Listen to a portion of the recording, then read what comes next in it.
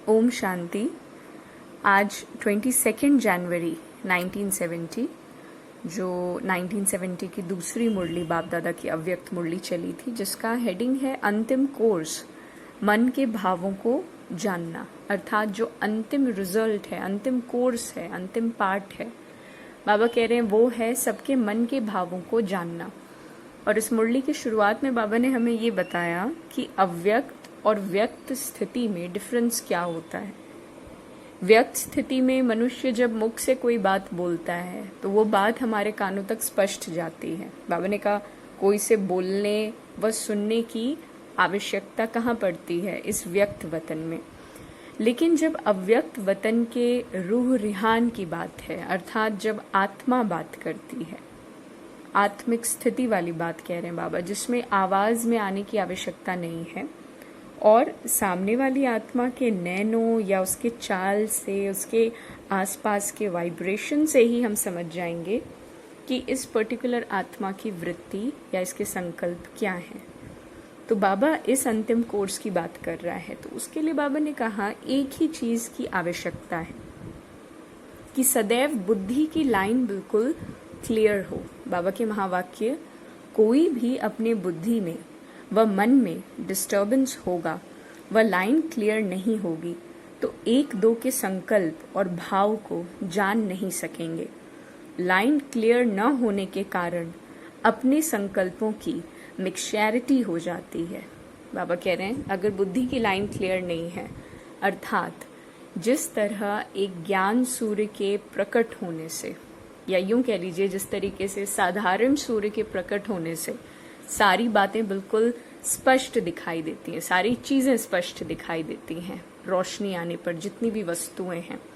तो बाबा ने ही इस एग्जाम्पल का तुलना किया है मुरली में कि ठीक उसी प्रकार जब ज्ञान सूर्य के साथ एक अटूट संबंध होगा तो पहला नंबर ये कि अपने अंदर सारी बातें स्पष्ट नजर आएंगी और तब जाकर के ये बुद्धि की लाइन जो है ये बिल्कुल क्लियर होगी। अर्थात अटूट, अटल और अथक, ये तीनों चीजें बाबा ने संबंध के लिए बोली कि अटूट, अटल और अथक, ये तीनों ही बातें जीवन में हो। अगर इन तीनों में से एक बात में भी कमी है तो समझना चाहिए कि बुद्धि की लाइन क्लियर नहीं है।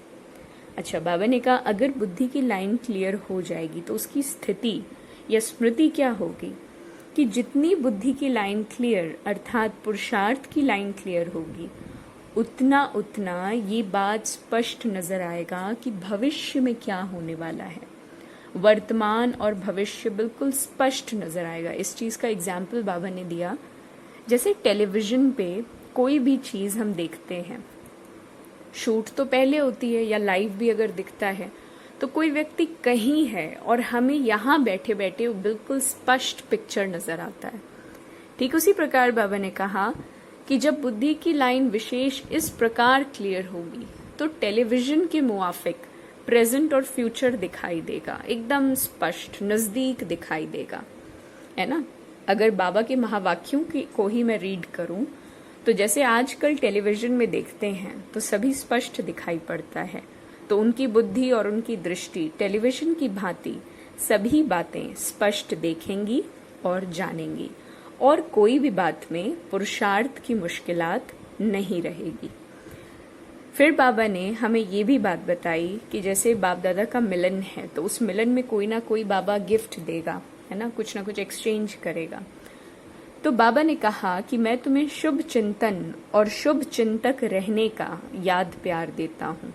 या जैसे कोई बच्चा बहुत प्रिय होता है पिता का और वो उन्हें मेले में घुमाने के लिए लेके गए तो कोई ना कोई अच्छी चीज खरीद के देंगे। ठीक उसी प्रकार इस बाप दादा के मिलन में बाबा ने कहा तुम्हें शुभ चिंतक और शुभ चिंतन में रहने का आशीर्वाद, या हम यूं कह ले बाबा की मत या स्मृति प्राप्त है, जिससे होगा क्या। बाबा ने कहा अगर तुम शुभ चिंतन करेंगे तो उससे तुम्हारा भला होगा और अगर तुम शुभ चिंतक बनेंगे तो उससे तुम्हारी आस पास वाली आत्माओं का भला होगा। बाबा ने कहा जैसे 108 की माला है तो उस 108 की माला में हर एक मणका बिल्कुल एक जैसा होगा, किसी में भी किसी भी प्रकार का कोई डिफरेंस नहीं होगा। पहला माला बिल्कुल आखिरी माले के समान इक्वल, कोई डिफरेंस नहीं होगा। बाबा ने कहा वो वक्त भी आ जाएगा, लेकिन फिलहाल जैसे हम बाप दादा को 3 संबंधों के रूप में देखते हैं, अर्थात बाप, टीचर और सतगुरु, ठीक उसी प्रकार बाबा भी हमें 3 रूपों में देखते हैं। बाबा ने कहा पहला रूप है पुरुषार्थी का, दूसरा रूप है संगम युग के समाप्ति के वक्त जो फरिश्ता रूप होगा, और तीसरा रूप है भविष्य देवता रूप। इन तीनों रूपों के अलावा बाबा की दृष्टि में और कोई रूप नहीं। और बाबा ने कहा मेरे लिए ये 3 रूप भी कोई नए रूप नहीं है, ये तो बहुत पुराने हैं, बहुत समय तुम्हें इन्हीं रूपों में मैंने देखा है। बाबा के लिए नथिंग न्यू वाली बात, बिल्कुल प्रैक्टिकल।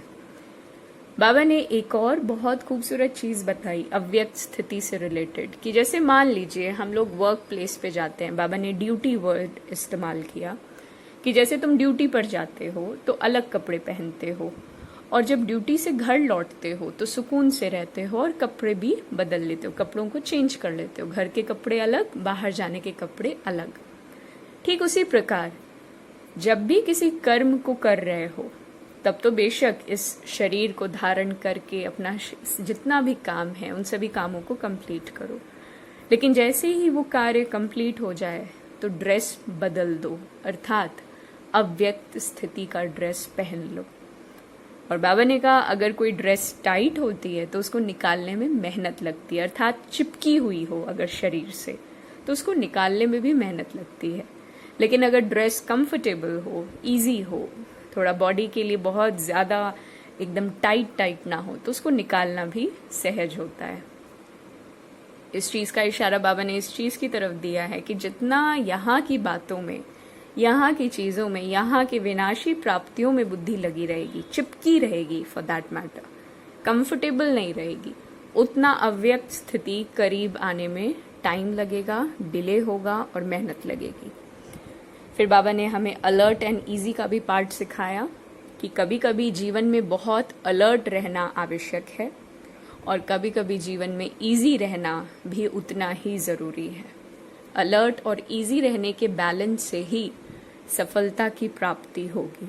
तो अटल, अटूट, अथक, शुभ चिंतन, शुभ चिंतक, 3 रूपों की स्मृति, 108 के माला में आने वाले मण के अर्थात एक समान, कपड़े को सदा लूज रखें, बहुत चिपकना नहीं है हमें, अलर्ट एंड इजी रहें, बैलेंस रखें, तभी हम अव्यक्त स्थिति को प्राप्त करके सभी बातों को स्पष्ट देख भी सकेंगे, समझ भी सकेंगे और रूह रिहान अर्थात रूहों के भाव को, भावनाओं को जान भी सकेंगे।